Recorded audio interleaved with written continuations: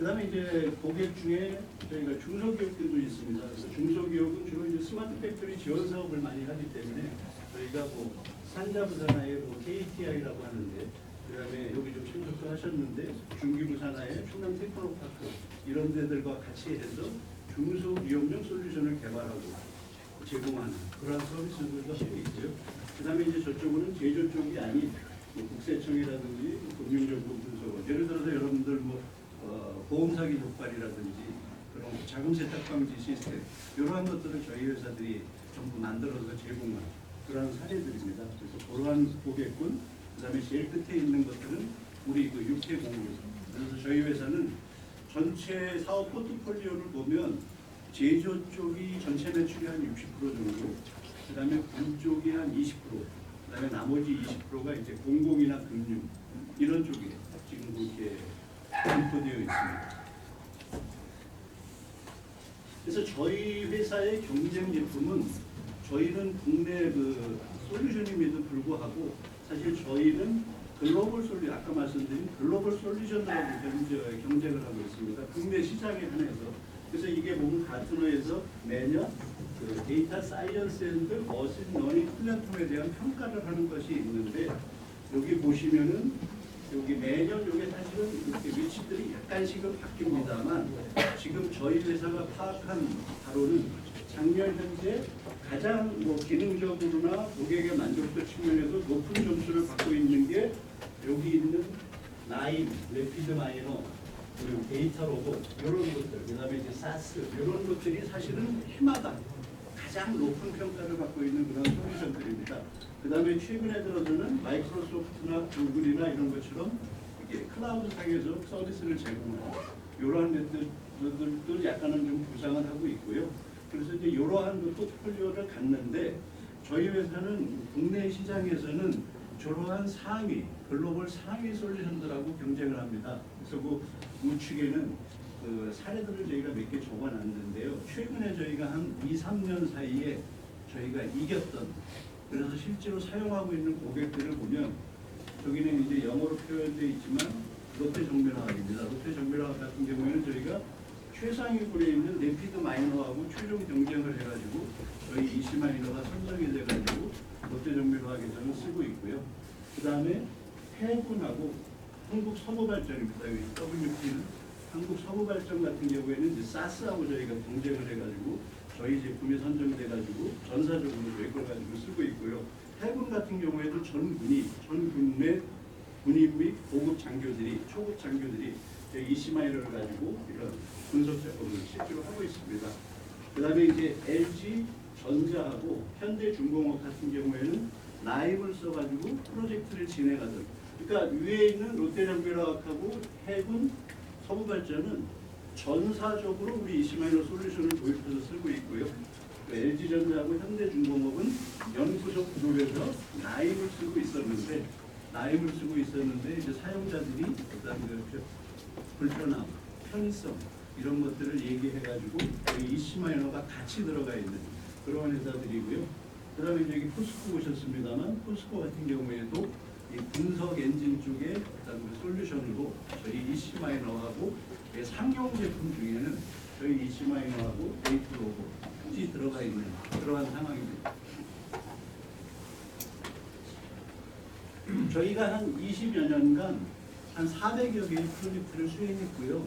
그 중에 한 아까도 말씀드린 한 60%, 그러니까 한 250개 정도는 저희가 제조 쪽에 프로젝트들을 했기 때문에 제조 영역에서의 웬만한 AI 프로젝트들은 어떠한 주제든 대부분은 한 번씩은 터치를 했습니다. 그 주제를 제가 분석을 해보니까 우측에 있듯이 뭐 여러분들 잘 알겠지만 조업을 설계, 최적 조업을 설계하고 생산성을 향상시키는 유예 프로젝트가 한 35%, 그 다음에 설비의 예지 보정 쪽의 프로젝트가 한 15%, 그 다음에 품질 향상을 주제로 한 프로젝트가 25%, 수요 예측, 그 다음에 최근에 환경에너지 안전 이런 쪽으로 해서 제조 영역의 프로젝트들이 실제로 우리가 과거에 했던 걸 분석해보면 이런 식으로 분석하고 있습니다. 그 다음에 제조 영역이 아닌 데서 오신 분도 계시는데 공공금융 서비스 영역에는 수요 예측이라든지 경영 분석, 그 그다음에 고객 분석, 그다음에 뭐 타겟 마케팅이라든지 뭐 크로스 셀링, 웨스 업셀링 이런 쪽에 그런 것들을 하고 있고 아까 말씀드린 그 금융 단독원의 보험 사기 적발이나 사기 적발 시스템, 자금 세탁 방지 이런 것들을 저희 회사가 서비스를 제공했던 그런 실적을 갖고 있습니다. 최근에 이제 저희가 이런 실제로 이런 250여 개의 프로젝트 하면서 수요자들이 우리 그 빅데이터나 AI를 하는 업체한테 요구하는 그 니즈들을 저희가 한번 정리를 해봤습니다. 그래서 수요자 측면에서 보면 뭐 잘 아시다시피 4차 산업혁명, 뭐 디지털 트랜스포메이션, 스마트 팩토리, 또 요즘에는 뭐 오토노머스 매니팩처링, 뭐 여러 가지 용어들을 사용하고 있죠. 그러한 추진의 핵심 과제 중에 하나로서 주요 분석 주제에 대한 어드밴스드 어널리틱스 또는 뭐 어그멘티드 어널리틱스 그런 고급 분석을 요구하는 그러한 그 요구들이 많이 있고요. 두 번째는 DT형 인재를 육성하고 CDS 시민 데이터 과학자 양성을 위해서 빅데이터 교육을 시켜달라. 그다음에 빅데이터 경진 대회를 진행해달라 하는 니즈도 많이 있습니다.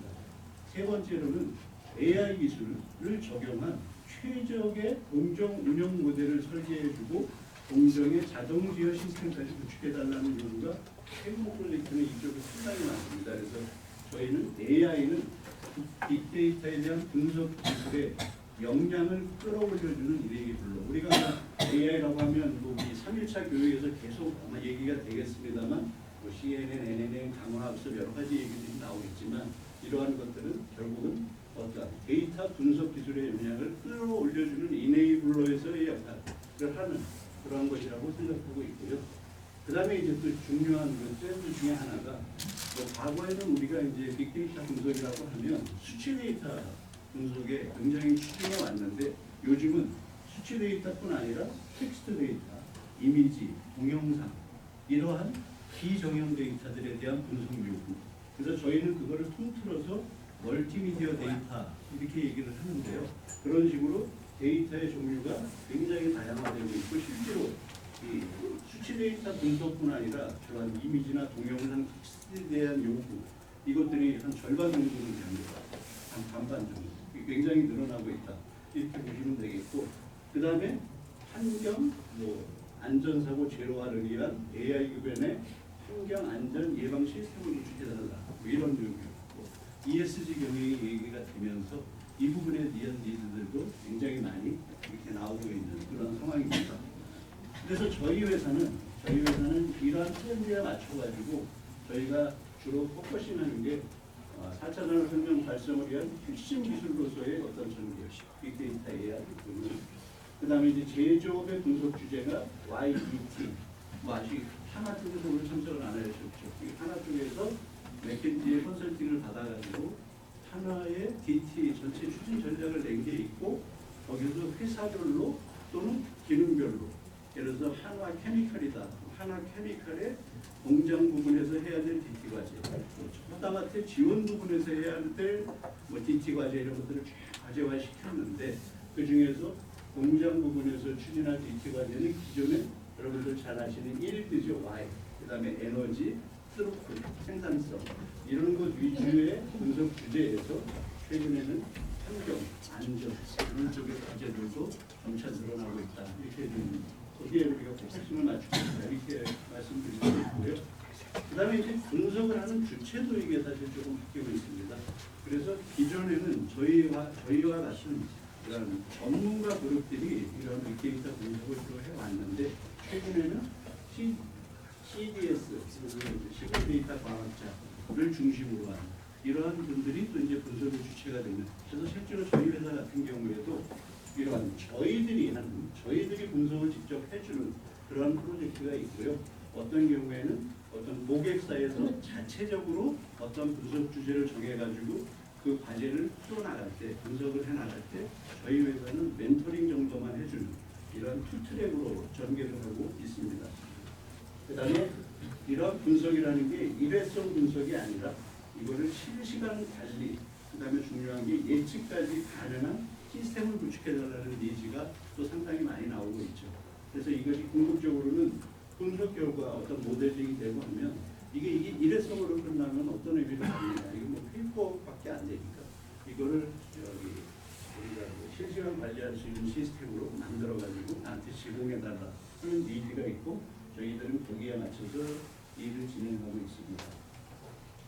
그 다음에 이제 국방 쪽은 좀 특이한데요. 이거는 오늘 국방부는 한 분도 참석을 안 하셔가지고 넘어가도 될 것 같은데 뭐 잠깐만 말씀드리면 뭐 이게 여기도 마찬가지입니다. 뭐 텍스트나 음성으로 표출된 작전 명령을 데이터화해서 분석한다. 여기도 이제 아까 그 비정형 데이터의 분석 이런 것들도 굉장히 앞서 나가고 있고요. 그 다음에 이제 중요한 게 이제 중장기 연기 과제로 봐도 AI 분참기, 그 다음에 AI 공군 같은 경우에 AI 파일럿, 뭐 산업계보다 어떻게 보면 더 먼저 앞서가는 그러한 형태입니다. 그래서 과거에는 군이라고 하면은 여러분들 군에 갔다 오신 분들 많이 있지만 군수사 또는 군수사에 소속되어 있는 정비창 이런 제들이 이제 소형 물자나 그죠 이런 것들이 많이 있으니까 그런 쪽에서 이런 분석 니즈가 많이 있었는데 이제는 그거를 넘어서 가지고 군수사령부의 수준을 넘어서 가지고 실제로 지휘 작전 네 이런 빅데이터나 AI를 활용하는 쪽으로까지 상당히 사실은 앞서 나가고 있는 그러한 상황입니다. 그래서 제가 앞에서 이제 시민 데이터 과학자에 대해서 말씀을 드렸는데 조금만 부연 설명을 드리면 저희 회사는 이제 시민 데이터 과학자 양성을 위해 가지고 굉장히 많은 기획들하고 이 CDS 양성 사업을 빅데이터 경진대회라는 형식으로 많이 추진해 왔습니다. 그래서 여기 뭐 앞에는 뭐 영어이지만 대부분 아시겠는 국내 회사들이 있는데 여기 보시면은 뭐 어느 회사 할 것 없이 스마트 팩토리 추진을 위한 뭐 CDS, DT를 위한 뭐 CDS, 4차 산업을 위한 CDS 뭐 이런 주제들은 대부분 비슷하죠. 궁극적으로는 CDS 양성을 하기 위해서 추진한 활동들인데 보면은 한 16년, 17년, 18년 정도 돼서 실시한 회사들이 상당히 많아요. 그런데 특이한 것은 아까 제가 말씀드린 해군 2016년부터 저희하고 이 CDS 양성 빅데이터 경진대회를 했습니다. 그러니까 굉장히 산업체보다도 더 앞서간 거죠. 그리고 그 여기 일반 산업계에서는 여기 많이 참석하신 포스코 쪽에서 2016년부터 역시 이거를 추진을 해가지고 우리나라 산업계에서는 사실 굉장히 빨리 제일 앞서간 그런 회사 중에 하나고 그다음에 화학회사, 뭐 발전사, 중공업, 전기전자 뭐 이런 쪽으로 해가지고 그런 CDS 연구원 사업을 저희들하고 꾸준히 진행하고 있습니다. 그 빅데이터 경진대회라고 하는 건 여러분들 뭐 대부분 다 아시겠지만 아까 그 CDS를 양성하고 그 CDS들이 자기들의 업무는 내가 분석해가지고 내가 효율을 추구하겠다라는 겁니다. 그래서 이러한 1년에 한 번 정도씩 아까 앞에 회사들을 보면 1년에 한 번 정도씩 그 조직 내의 모든 부서원들한테 주제를 하나씩 갖고 나오라고 해가지고 한 3, 4개월 정도 자기들이 분석을 하고 결과를 내는 거죠. 그랬을 때 저희는 이시마이는 솔루션을 제공해드리고 그다음에 중간중간 과제를 멘토링 해주는 역할밖에는 하지를 않아요. 그거를 해주면 대부분의 과제들은 고객사에 있는 엔지니어나 산업 담당자들이 스스로 풀어나가요. 그거의 능력을 갖출 수 있는 사람들을 양성하는 과정. 그게 이제 빅데이터 경진대회라고 보시면 되겠고요. 여기 보면은 이러이러한 회사들 및 분이 저희들하고 같이 빅데이터 경진대회를 실제로 추진해 왔고 아까 16년부터 지금까지도 계속적으로 추진하고 있는 그러한 사례들입니다. 그래서 이제 이거 뭐 예를 들어서 대표적인 사례를 제가 하나 말씀을 드리면 오늘 뭐 참석을 당연히 안 하셨죠. 이게 설명을 드리고 왜 안 했는지 아시겠지만 이 롯데정밀화, 울산에 있는 롯데정밀화겠구나. 여기 같은 경우에는 저희가 4년 전부터 빅데이터 경진대회를 매년 1년에 한 번씩 합니다. 그래가지고 올해가 이제 3년차가 되는데 작년부터는 그 정밀화학의 대표께서 지시를 하셔가지고 신입사원이 롯데그룹으로 들어와가지고 울산공장에 배치를 받으면 신입사원 연수가 끝나고 울산공장으로 배치되는 모든 신입사원들은 빅데이터 분석 교육을 받아야 돼요. 그리고 나서 바로 분석 업무가 자기의 본인의 업무가 되는 거예요. 그래서 이 사람들이 추구하는 것은 일단 우리는 모든 엔지니어들은 시민 데이터 과학자다. 그 다음에 이 사람들이 자기 스스로 업무별 개선 방안을 도출해가지고 지속적 업무 혁신을 추진하고자 하는 거지. 뭐 이시마이너 같은 회사한테 계속 의존을 해가지고 뭐 우리 문제를 풀어달라고 하는 회사가 아니다. 그래서 우리는 우리가 스스로 풀어나갈 수 있는 시민 데이터 과학자를 양성할 터니 이시마이너는 그 역할을 해달라라고 하는 그게 대표적으로 요구하는 것입니다. 그래서 여기 같은 경우에는 지금 한 4년째 계속 올해도 이제 5월달에 교육을 실시하는데 그러다 보니 뭐 이런 교육에 참석하십시오 해가지고 안내문을 보냈습니다만 아닙니다. 우리는 자체적으로 할 테니까 그때 와서 해주십시오 해가지고 저희가 5월에 가서 할 겁니다.